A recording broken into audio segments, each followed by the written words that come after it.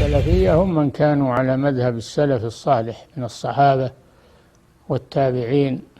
إن الحمد لله نحمده ونستعينه ونستغفره ونعوذ بالله من شرور أنفسنا ومن سيئات أعمالنا، من يهده الله فلا مضل له ومن يضلل فلا هادي له، وأشهد أن لا إله إلا الله وحده لا شريك له، وأشهد أن محمدا عبده ورسوله.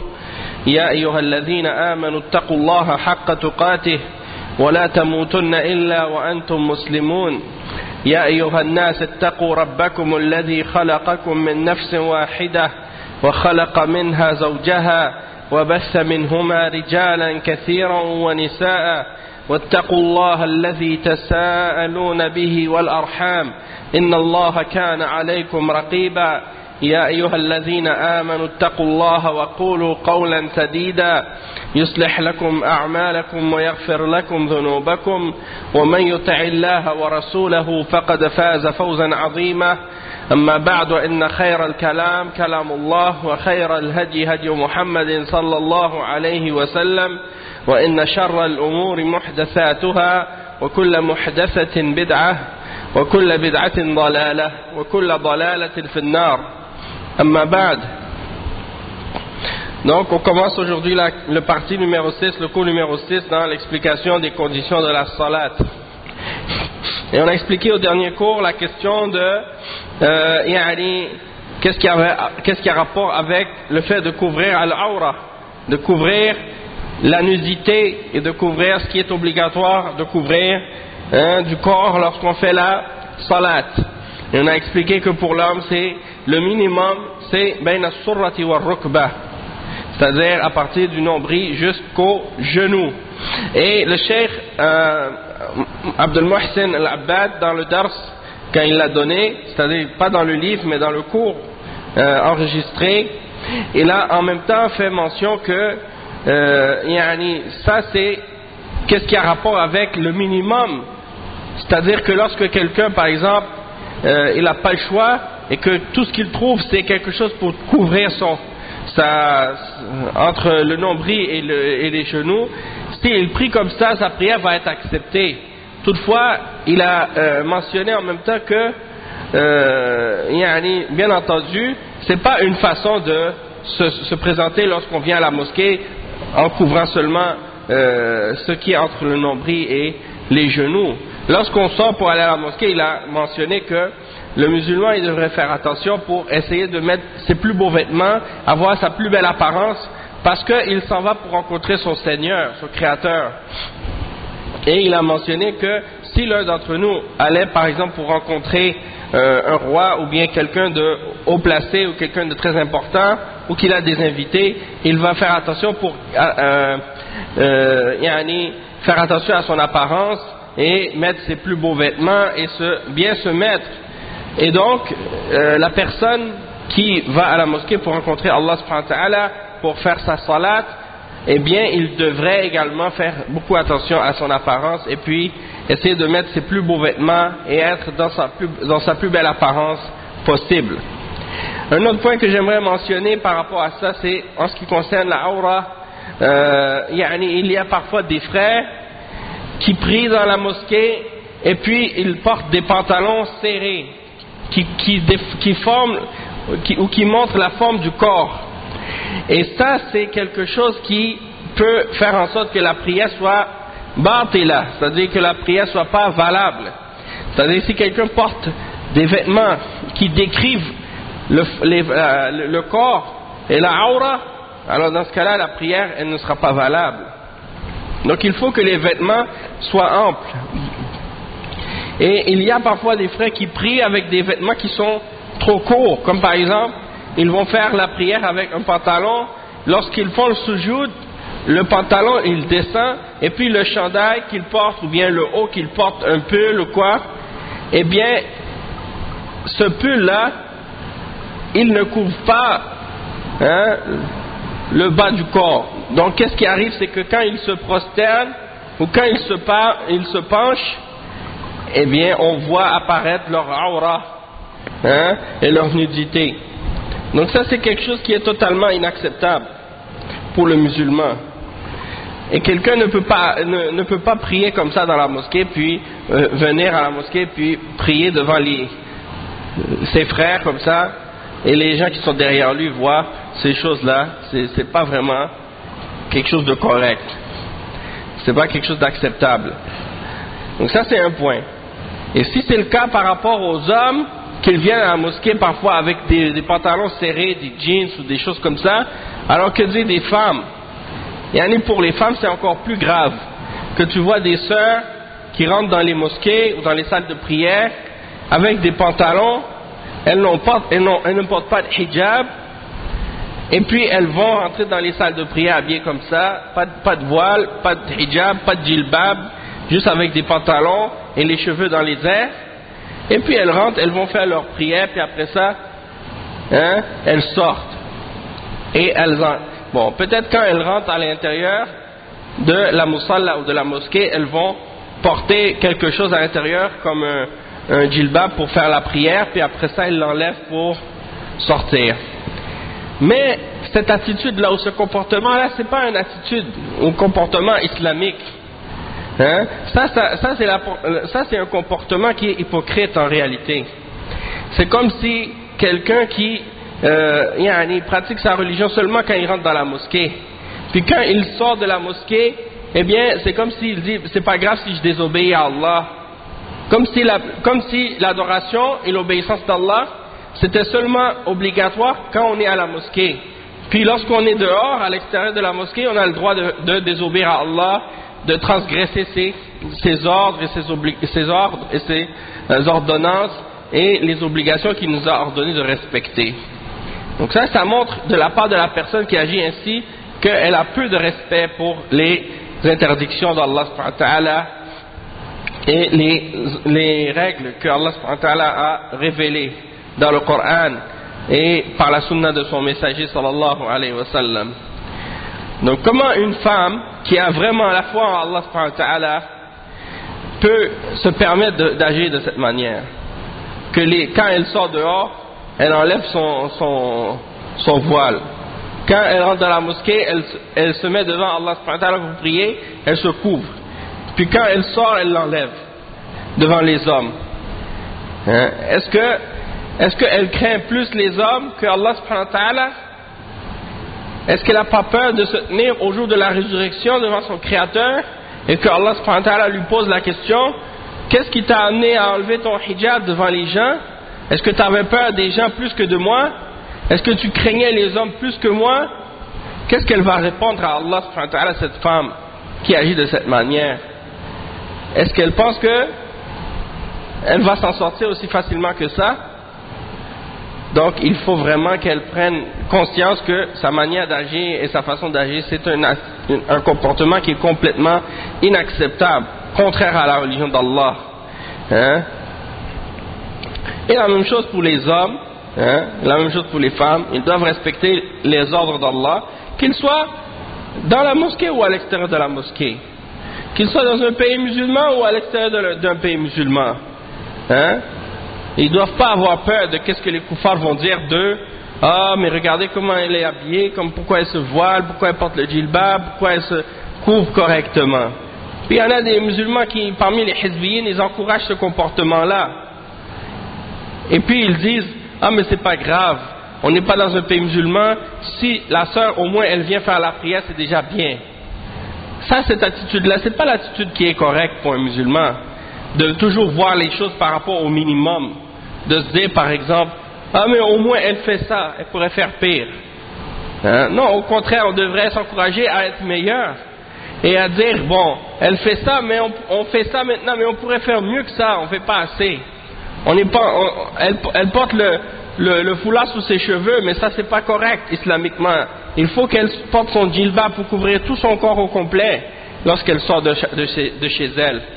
Elle couvre pas son visage, donc on devrait l'encourager. Bon, elle devrait essayer de faire l'effort pour porter le niqab, pour être parmi les femmes qui ressemblent aux épouses du prophète sallallahu alayhi wa sallam, qui ressemblent aux femmes des sahaba, pour que les sœurs s'encouragent les unes les autres à devenir des meilleures musulmanes. Pas seulement bien entendu dans le hijab et dans le vêtement, mais également aussi dans le comportement et dans l'attitude, hein, dans la façon d'agir. Donc tout ça c'est important, que la femme musulmane, elle va pas juste arriver à la mosquée, elle se voile, puis quand elle sort, elle ressemble à n'importe quel kafira qui est dans la rue, n'importe quelle chrétienne, n'importe quelle juive.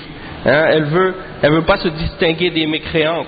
Elle veut ressembler à n'importe quelle femme mécréante, juive ou chrétienne dans la rue, et que tous les hommes et les koufars, hommes ou bien les pervers parmi les gens qui ont peu de foi, parmi les musulmans qui vont se permettre de justement essayer de profiter de regarder son corps ou son apparence ou des choses de ce genre dans la rue. Donc ça c'est un point important parce qu'on voit ça dans les universités, dans les MSC, dans les mosquées où les gens vont par exemple, surtout dans les centres-villes ou des choses de ce genre. Maintenant on va commencer à expliquer la condition numéro 7 parmi les conditions de la salat. الشرط السابع دخول الوقت والدليل من السنة حديث جبريل عليه السلام أنه أما النبي صلى الله عليه وسلم في أول الوقت وفي آخره فقال يا محمد الصلاة بين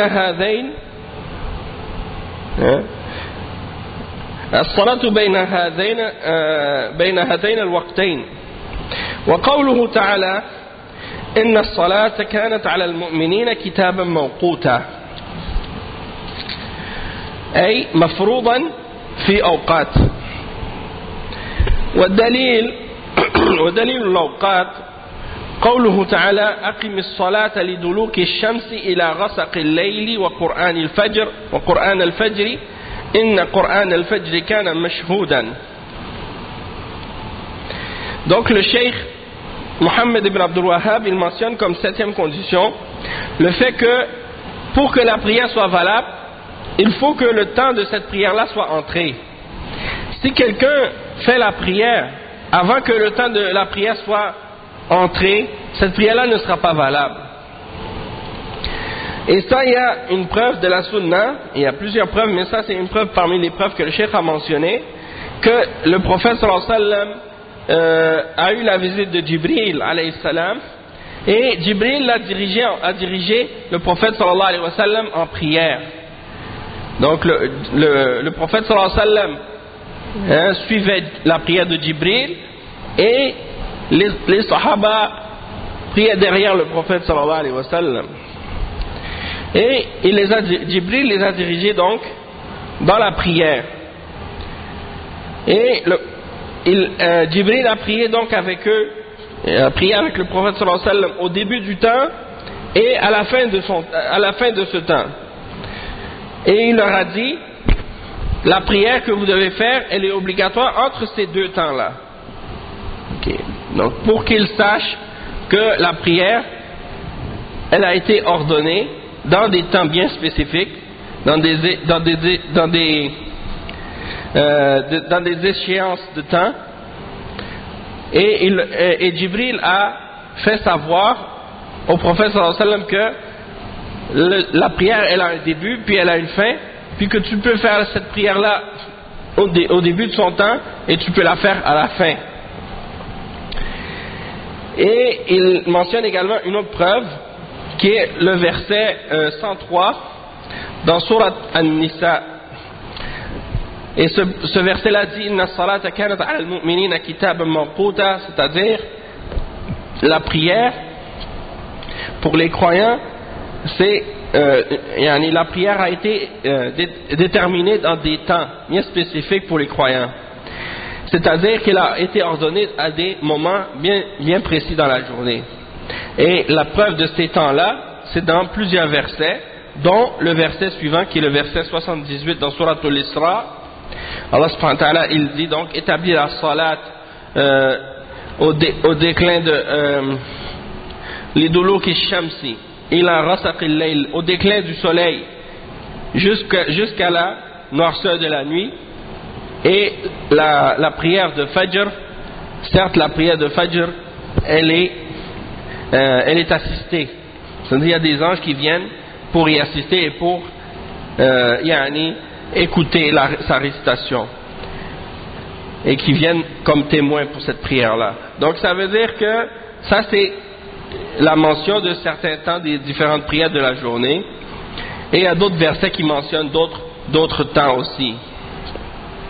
Le cheikh il dit يشترط لصحة الصلاة أداء الصلوات الخمس في أوقاتها فلا يجوز أن تصلى قبل أوقاتها وإن صليت وجب إعادتها ولا يجوز تأخيرها عن وقتها فلو أخرها حتى خرج وقتها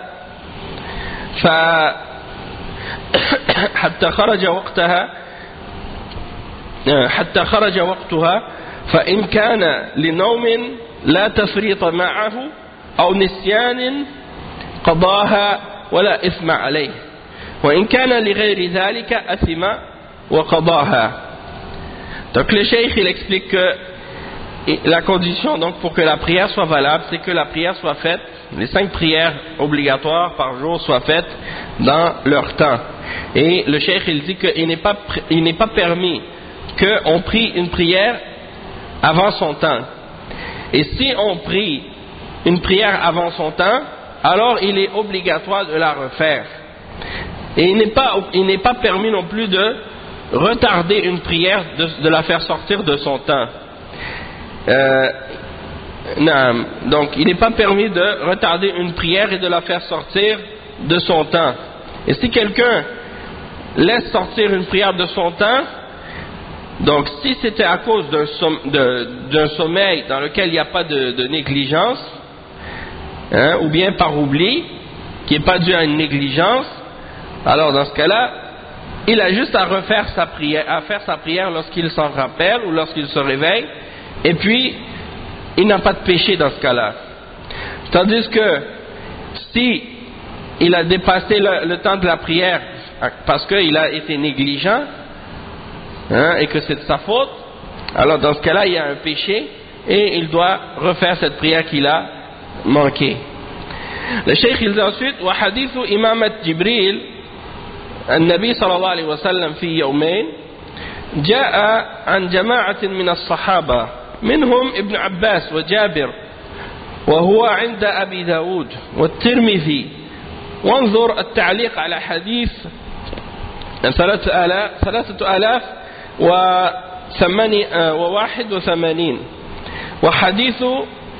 وحديث من المسند للإمام أحمد من أوضح ما جاء في بيان أوقات الصلوات الخمس حديث عبد الله بن عمرو رضي الله عنهما في صحيح مسلم أن رسول الله صلى الله عليه وسلم قال الظهر إذا زالت الشمس وكان ظل الرجل كطوله ما لم تحضر العصر ووقت العصر ما لم تصفر الشمس ووقت صلاة المغرب ما لم يغب الشفق ووقت صلاة العشاء إلى نصف الليل الأوسط ووقت صلاة الصبح من طلوع الفجر ما لم تطلع الشمس فإذا طلعت الشمس فأمسك عن الصلاة فإنها تطلع بين قرني الشيطان. Donc le cheikh il mentionne qu'il y a un hadith de Jibril, le hadith qu'on a mentionné, c'est le hadith que Jibril est venu et il a dirigé le prophète sallallahu alayhi wa sallam dans la prière pendant 2 jours. Et ce hadith il a été rapporté par un groupe d'entre les sahaba, parmi eux Abdullah ibn Abbas et Jabir ibn Abdullah radiyallahu anhum, et il est rapporté selon Abu Daoud et c'est le hadith 393 à 394, et par Tirmidhi le hadith 149-150, et également il est présent dans la Musnad de l'imam Ahmad le hadith 11249. Et parmi les preuves les plus claires, il y a justement donc ce hadith, le hadith au sujet des différentes périodes ou les différents temps des prières, qui est mentionné dans Sahih Muslim selon Abdullah ibn Amr, radiyallahu anhuma, que le messager d'Allah sallallahu alayhi wa sallam a dit, le temps de la prière de Dhuhr est lorsque le soleil atteint son zénith et que l'ombre de quelqu'un devient équivalente à sa longueur.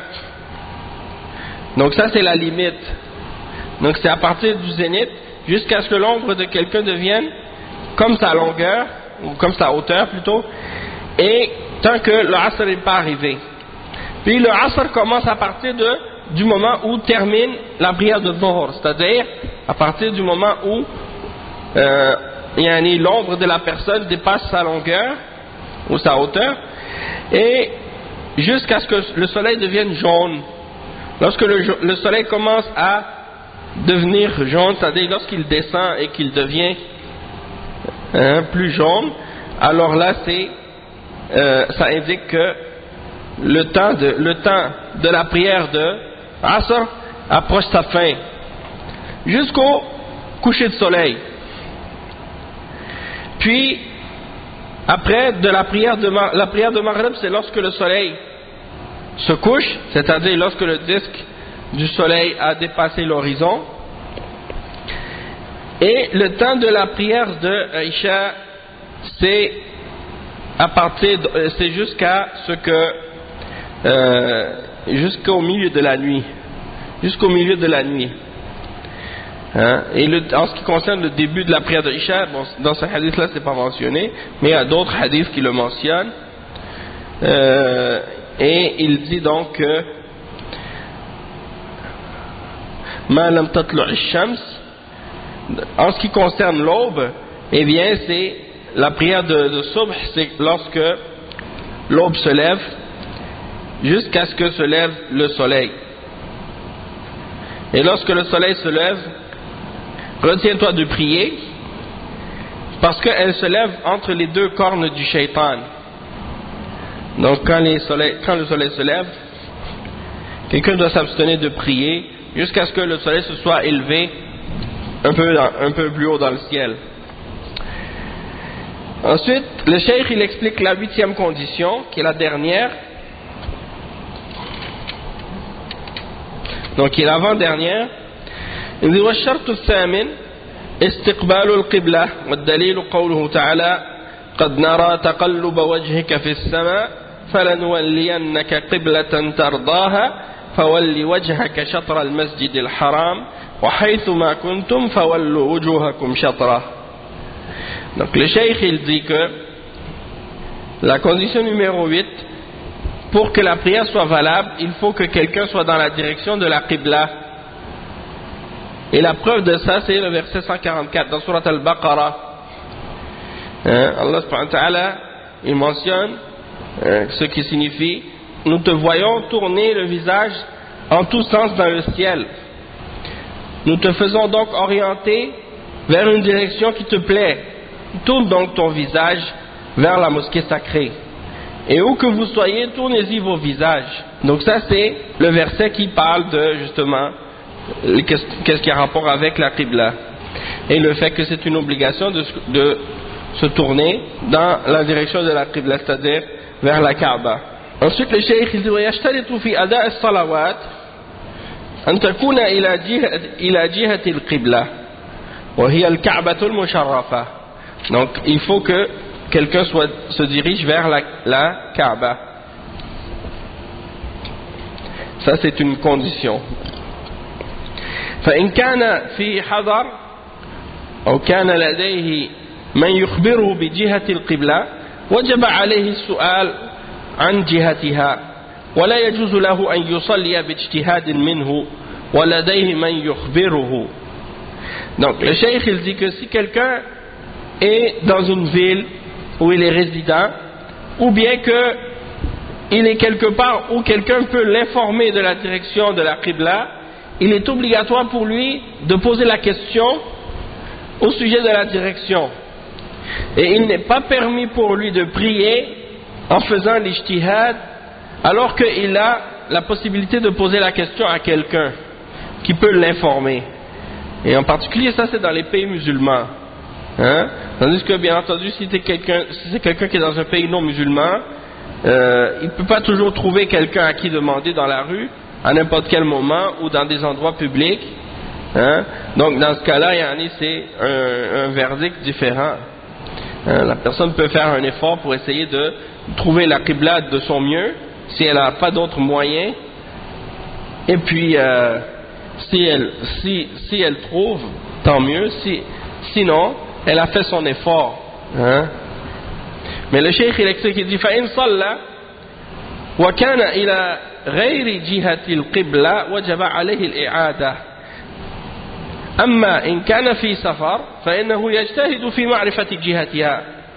فإن صلى وتبين أن الصلاة إلى غير جهة القبلة فإن صلاته صحيحة لقوله تعالى فاتقوا الله ما استطعتم. Donc le cheikh il explique que c'est permis pour quelqu'un par exemple donc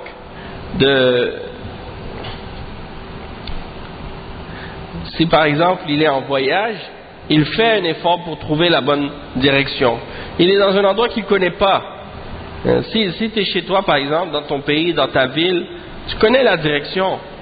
Donc là, tu n'as pas besoin de poser la question, parce que tu connais la direction, tu peux savoir par toi-même.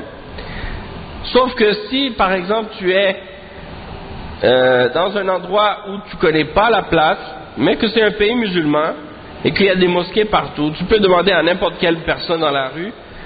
Donc dans ce cas-là, tu n'as pas le droit juste de faire ton ijtihad puis de dire je pense que c'est par là, donc je vais prier par là. Non, il faut que tu poses la question. Le cheikh il dit, si tu pries sans poser la question et que tu te bases sur ton ijtihad et que par la suite tu découvres que tu t'étais trompé et que tu avais pris dans la mauvaise direction, dans ce cas-là c'est obligatoire pour toi de refaire ta prière.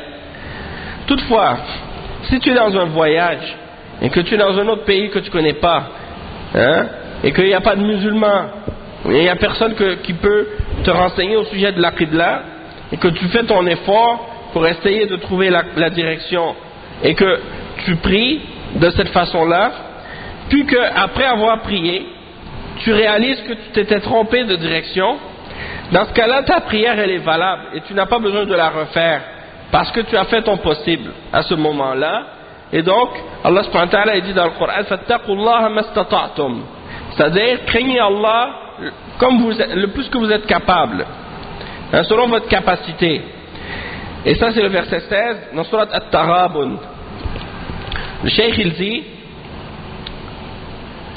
ويجوز للمسافر أن يصلي النوافل كلها على مركوبه إلى غير جهة القبلة وقد ثبتت السنة في ذلك عن جماعة من الصحابة منها حديث عامر بن ربيعة رضي الله عنه قال رأيت رسول الله صلى الله عليه وسلم يقول رأيت رسول الله صلى الله عليه وسلم يصنع ذلك في الصلاة وهو رأيت رسول الله صلى الله عليه وسلم وهو على الراحلة يسبح ويؤمئ برأسه قبل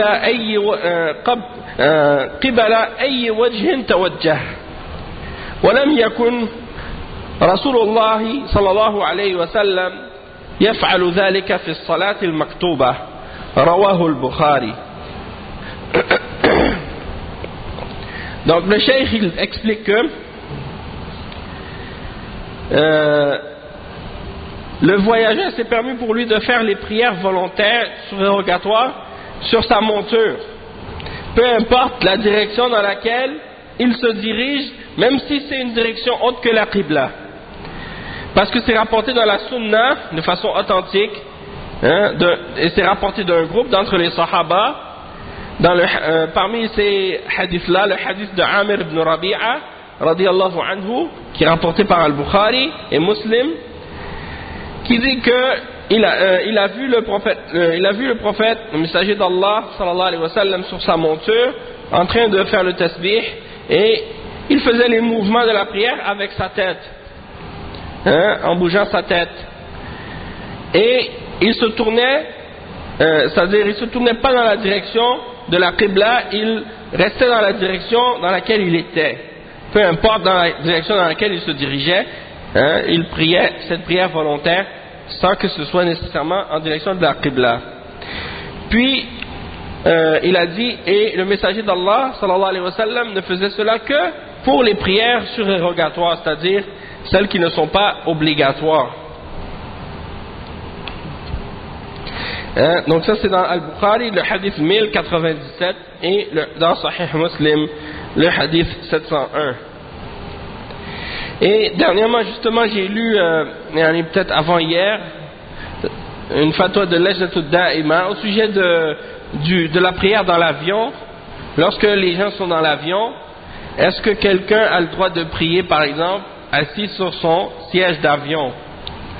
Et les ulama comme Cheikh Ibn Baz ont répondu à cette question-là dans la fatwa de Lajnatud Da'ima en disant que bon, avant de répondre à la question directement, il a mentionné un point important, c'est que si quelqu'un par exemple il va partir en avion, si le temps de la prière est entré avant qu'il monte dans l'avion, alors qu'il prie avant de monter dans l'avion, et si c'est le temps d'une prière qu'il peut joindre avec une autre, alors qu'il les joigne ensemble avant de monter dans l'avion, comme ça peut faire en sorte qu'il aura évité de prier dans l'avion, puisqu'il va avoir fait ses prières avant de monter dans l'avion. Tandis que si il va monter dans l'avion avant que le temps de la prière soit entré et qu'il va atterrir avant que le temps de la dernière prière soit sorti, alors dans ce cas-là, il peut retarder ses prières jusqu'à ce qu'il atterrisse dans le pays où il s'en va et il joint les deux prières ensemble, comme ça le problème est réglé. Donc si par exemple quelqu'un il voyage avant la prière de Zohar et puis il va atterrir là où il s'en va avant la prière de Maghrib, donc il ne peut pas prier avant, donc il prie lorsqu'il arrive à destination avant la prière de Maghrib, et il va faire le Zohar et l'Asr ensemble, tandis que s'il va par exemple voyager et son avion va partir après le Zohar, un peu après le Zohar, donc avant de monter dans l'avion, il fait le Zohar et l'Asr ensemble, il monte dans l'avion, puis comme ça il a prié ces deux prières obligatoires, et lorsqu'il arrive à destination, soit s'il arrive par exemple après le Maghrib, bon, il va pouvoir joindre le Maghrib et l'Isha ensemble là-bas à destination, donc il n'a pas besoin de prier dans l'avion. Sauf si par exemple il y a le temps d'une prière qui est il peut pas faire autre que prier dans l'avion. Par exemple si c'est un vol qui est très long, comme par exemple parfois il y a des vols de 6 heures ou 10 heures ou 12 heures, dans ce cas-là il va prier une prière ou deux ou trois à l'intérieur de l'avion. Alors dans ce cas-là il devrait essayer son possible pour prier debout, pour trouver un endroit dans l'avion où il pourra prier debout, faire son qiyam, son ruku' et son sujoud correctement. Toutefois, si après avoir essayé de trouver un endroit, il n'arrive pas à le trouver et qu'il ne peut pas se mettre dans une direction qui est en accord avec la qibla, dans ce cas-là, il doit essayer de faire sa prière de la façon qu'il est capable. Même s'il doit par exemple prier à sa place dans l'avion, dans ce cas-là il reste debout, puis il prie à sa place, puis il s'assoit s'il ne peut pas rester debout, et ainsi de suite.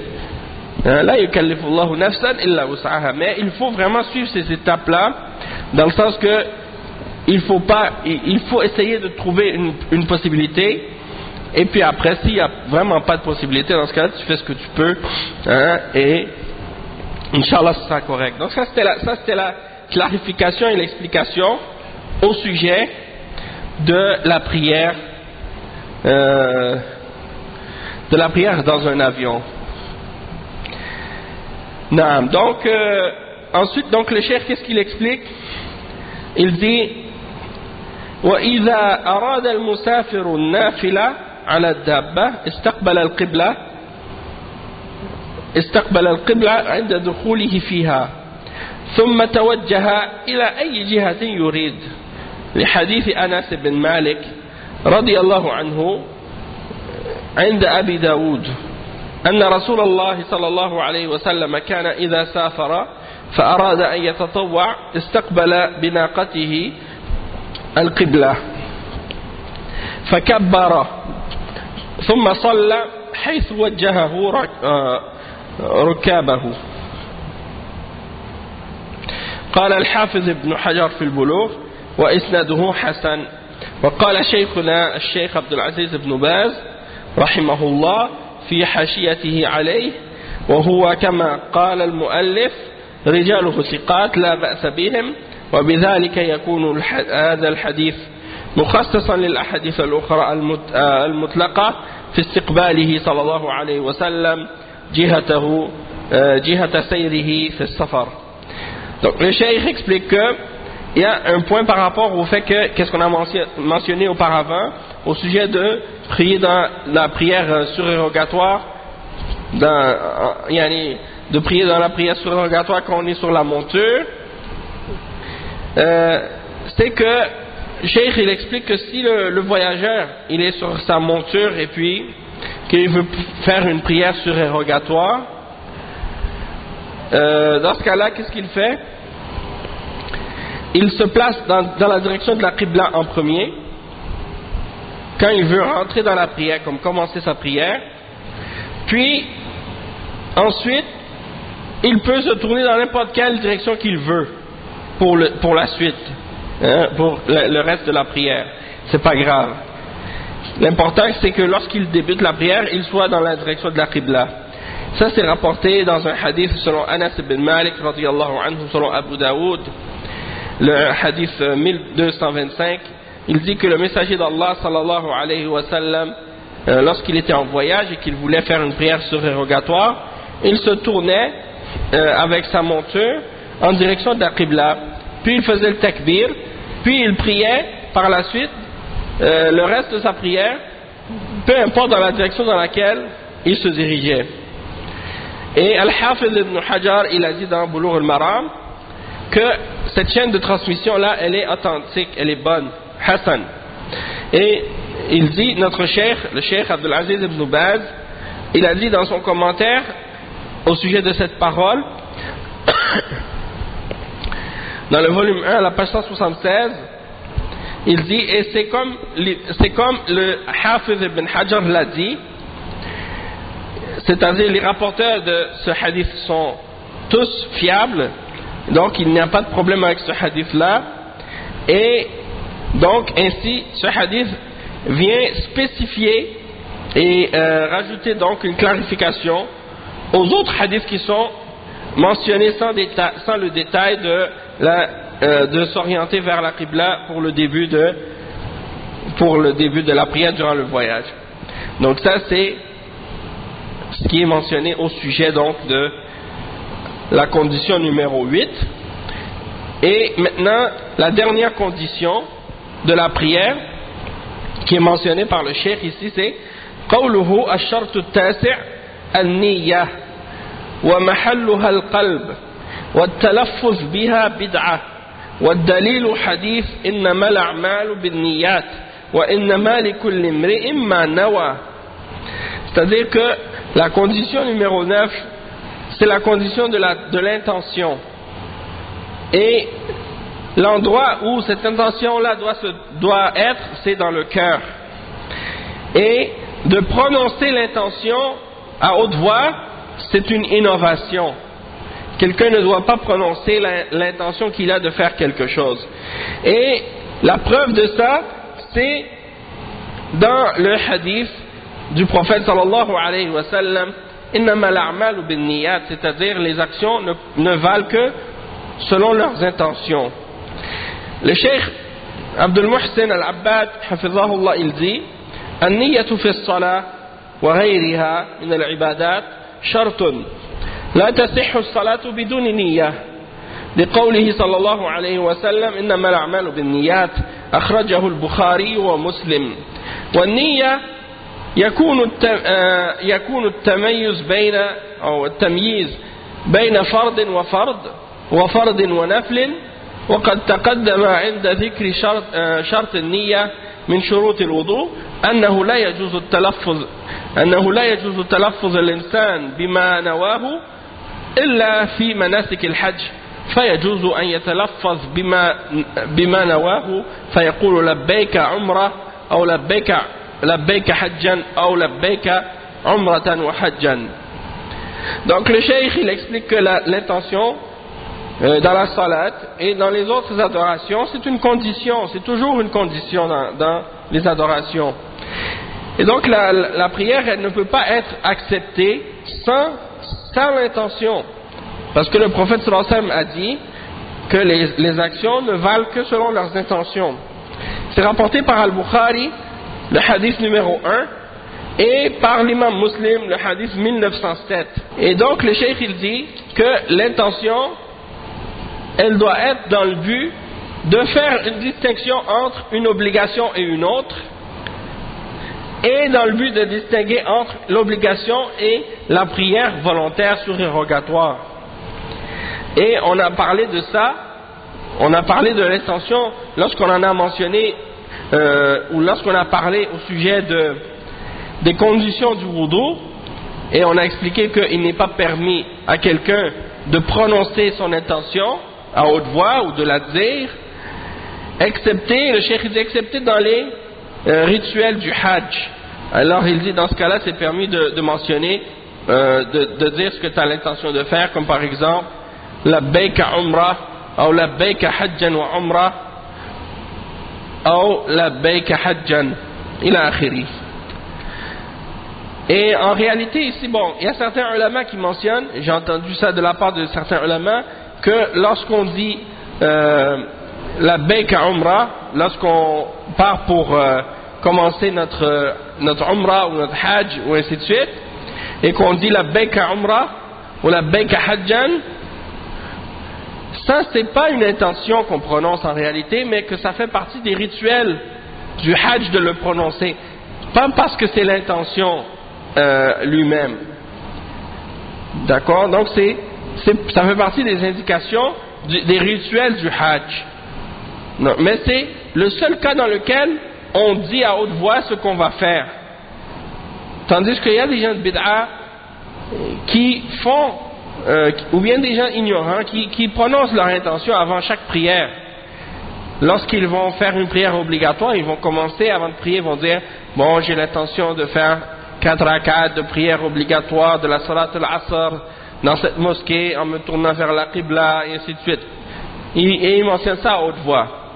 Et ça c'est une bid'a de faire ça. Ça n'a pas été mentionné par le prophète sallallahu alayhi wa sallam dans aucun hadith. Et donc il n'y a aucune preuve pour faire ça. Et aussi de le faire avant les prières surérogatoires, la même chose. Il y en a qui disent bon là je vais faire 2 rak'at de prière volontaire surérogatoires, je vais faire ça maintenant, ainsi de suite. Ça c'est une bid'a, ça aussi. Toutes ces idées là de prononcer la niya à haute voix, ça ne fait pas partie de la sunna. Donc on va s'arrêter ici pour aujourd'hui Inch'Allah, et puis on continuera bi'iznillah la suite. C'est les piliers de la salat Inch'Allah dans les cours suivants bi'iznillah. سبحانك اللهم وبحمدك أشهد أن لا إله إلا أنت أستغفرك وأتوب إليك. نعم وفيك بركة.